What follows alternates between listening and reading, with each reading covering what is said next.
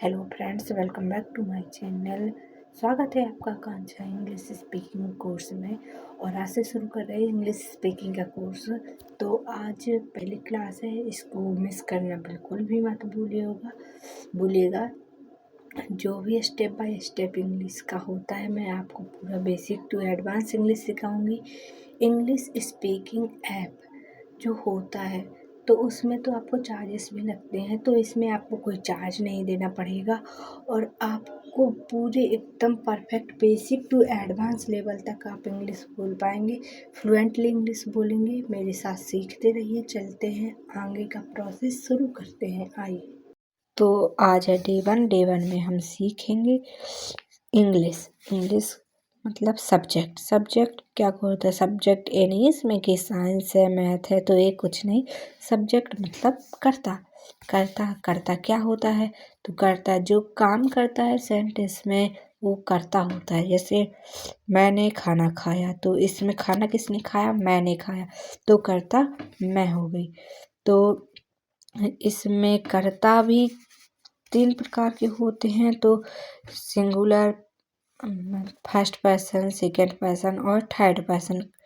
तो इसमें प्रेजेंट में हम फर्स्ट पर्सन देखेंगे। फर्स्ट पर्सन में आते ही, सी, नेम, इट।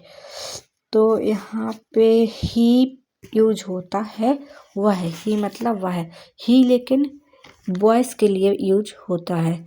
और सी के यूज होता है गर्ल्स के लिए। नाम किसी जगह का नाम। और इट का प्रयोग हम 2-3 दिन बाद सीखेंगे। और सेकंड पर्सन, तो सेकंड पर्सन में आ गया आई, बी, यू, दे। तो आई मतलब मैं, मुझे, यू तुम, तुम्हें, बी हम, हमें, और दे वे और उन्हें। तो इसमें हेल्पिंग वर्ब का प्रयोग कैसे और कहाँ किया जाएगा तो देखते हैं। ऐसे ये हो गया हमारा हेल्पिंग वर्ब। हमें ज़्यादा कुछ जानने की ज़रूरत नहीं है। आज हम हेल्पिंग वर्ब और सब्जेक्ट की मदद से ही सीखेंगे। तो चलिए, बिल्कुल इजी लैंग्वेज में मैं आपको सिखा रही हूँ, तो आगे चलते जाएंगे। Can, has, was, may, should, would, could, might, must, had, is, am, are, shall, will, सब हेल्पिंग वर्ब एक बार में सिखाएंगे। तो कैन और शुड आज की वीडियो में हम देखेंगे कैन और शुड का यूज कैसे करते हैं। तो कैन और शुड इन दोनों का यूज इस वीडियो में हम सीखने वाले हैं। तो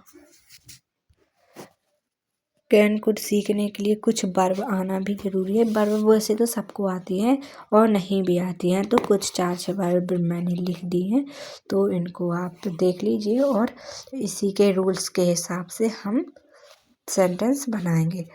जैसे रूल हो गया सब्जेक्ट प्लस हेल्पिंग वर्ब और वर्ब। जैसे मैं जा सकता हूँ, तो इसे हम बनाएंगे आई कैन गो। ठीक। और तुम्हें जाना चाहिए, तो कैन और शुड का यूज हमें सीखना है यहाँ। तो यहाँ हो जाएगा यू शुड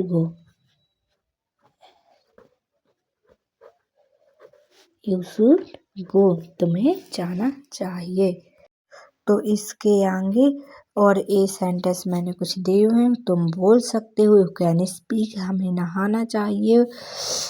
तो ये सब सेंटेंस आपको प्रैक्टिस के लिए दिए हुए हैं। आपको इन 6 सेंटेंस है, इनका इंग्लिश बना के कमेंट करना है। जिसका सही होगा मैं चेक करूँगी और गलत होगा तो फिर बताएंगे।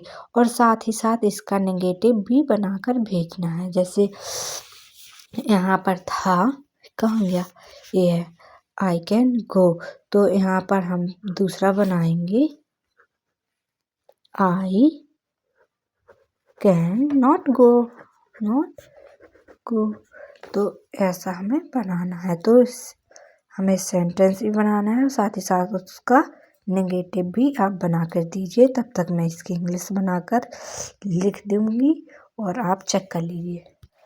तो मिलते हैं नेक्स्ट वीडियो में, तब तक के लिए थैंक्स।